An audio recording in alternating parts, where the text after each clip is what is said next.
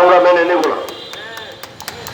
আজকে একটা টিভি চ্যানেলে ভারতে এক উপস্থাপিকা একজন আলোচককে, বাংলাদেশি আলোচককে জিজ্ঞেস করছেন, আপনারা গণতন্ত্রের সম্মেলন করলেন প্রধান উপদেষ্টার সাথে, সেখানে আওয়ামী লীগকে কেন ডাকা হলো না? এটা কেমন গণতন্ত্র হলো? ওই আলোচক তখনই একটা তাৎক্ষণিক উত্তর দিতে পারেননি। উত্তরটা আমি এখান থেকে দিয়ে দিচ্ছি।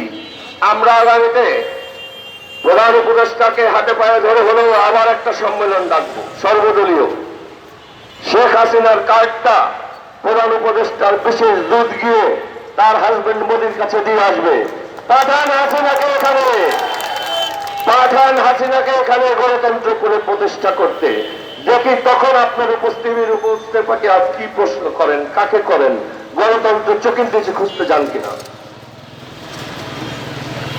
আপনারা এখন দিশেহারা হয়ে গেছেন, আমরা সেটা জানি, আমরা বুঝি। আমার আবেদন সকল বাংলাদেশিদের কাছে, শত্রু যখন পরাজিত হয় যুদ্ধের নিয়মে, তার সাথে মানবিক আচরণ করতে হয়। আসলে আমরা ভারতের সাথে কিছুদিন একটু মানবিক আচরণ করে দেখি তারা বুঝে নেবে।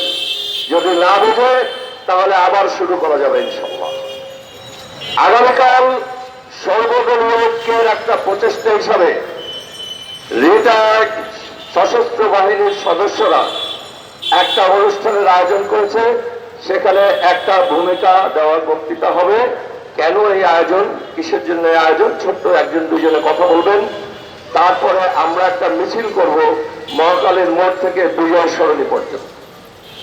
ওই মোড় থেকে আবার মহাখালীর মোড়ে রাওয়া কমপ্লেক্সে ফেরত আসবো। আপনারা সবাই আমন্ত্রিত।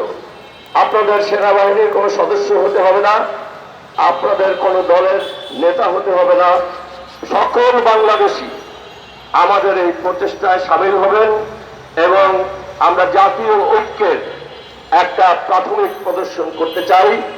আপনারা আমাদের সাথে হাত মেলাবেন, আমরা একসাথে সবাই একটা ওখানে মিছিল করব। ধন্যবাদ সবাই। এখনই আমাদের মিছিল শুরু হবে, এখনই।